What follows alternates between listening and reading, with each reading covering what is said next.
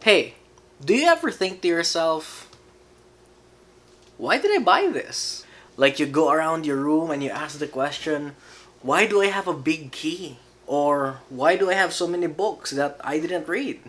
So I think we've all seen those YouTube videos by now about when is the right time to buy or invest in equipment. But I think something which is more true for all of us is why do we buy something, period? We live in a world where money makes the world go round, and buying things is usually associated with making progress towards something. So when you buy a burger for $2, you gained a value of $2, which is in the form of food. Or when you make a payment on your house, these things are obvious exchanges in value, so supposedly when you spend this value, you gain this much value in some way. We're gonna be talking about spending and why we buy things and why we also oftentimes regret it, and how to be more responsible when deciding what to buy. So in this video, I'm gonna be talking about two kinds of spending: investments and entertainment, and how both of them are kind of okay and how both ways can be used to justify wrong spending. Just a side note, the kind of investments I'm going to talk about in this video aren't going to be about stocks, bonds, or cryptocurrency. These investments are more of intangible investments, investments in which you're learning to make a skill.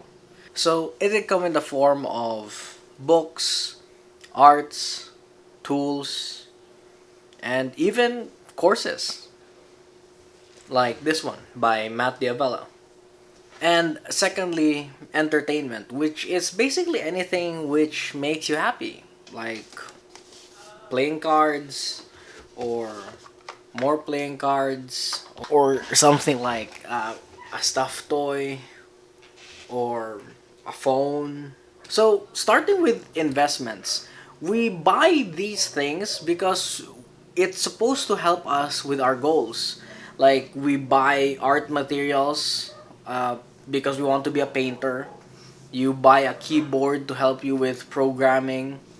You buy like specialty tools to help you with whatever you're doing. We buy these things because we want these things to change us. But in reality, if we could change ourselves, we most likely don't need that thing that we bought, or maybe just not yet. But because we convince ourselves that price and buying is equal to value, or we trick ourselves into believing that when we make the purchase, we gain the value. For example, I bought this Bible so that I read the Bible more. And I bought this mechanical keyboard to hopefully program more. But when I started actually developing those habits, I realized that I don't actually use this Bible to study the Bible. What I actually use is my phone. I've had this mechanical keyboard for 9 months and it hasn't helped me write a single line of code. But is it pretty to look at? Yeah. But did I buy it for it to look pretty? No. See, when we make purchases and we tie our value into the money that we spend, there are actually free alternatives which we don't consider because we believe that we need to spend to get value. And in reality, for a lot of skills, you can start free. For example, reading the Bible. I have this Bible and I really like this Bible. I've used it like 2 times. And it's not because I don't read the Bible. It's just because it's more convenient on the phone. It's easier to highlight, it's easier to share, it's easier to search for things. And that Bible app on my phone is completely free. There are good purchases and there are bad purchases. And one of them is useful and the other ones are generally wasteful. There are certain skills where a purchase is necessary before you can start learning the skill. For example, if you're trying to learn how to play the guitar, good luck practicing watching all of those YouTube videos without an actual guitar to practice with. There are also purchases which are not necessary, but I would say are pretty justifiable. For example, splurging on a new phone when you're in need of an upgrade, or maybe investing in your hobby, because what's the point of having money when you don't enjoy it? But just because we should enjoy our money doesn't mean we should spend all of our money just enjoying things and throwing caution to the wind. So, I'm not saying that we don't buy nice things for ourselves, or we don't buy things or do things that make us happy. But we should know the difference between investing and setting our money on fire. I guess you could say buying things which actually make you happy is a form of investing in yourself. So, purchasing things that make us happy is not bad. But we need to be intentional with the way that we spend. When we buy something for fun, we better enjoy it. And when we buy something as an investment, something that's going to help us with our goal, then it better help us with our goals. Sometimes we justify something as an investment. That would be nice to have. That would help me work. And then when we get that thing, instead of using it for work, we use it for the enjoyment we get for using it, instead of actually doing the thing that it was bought for. Once again, this is my mechanical keyboard. And I enjoy using it, and it types really well. But did I buy this keyboard because it looks shiny and it types well?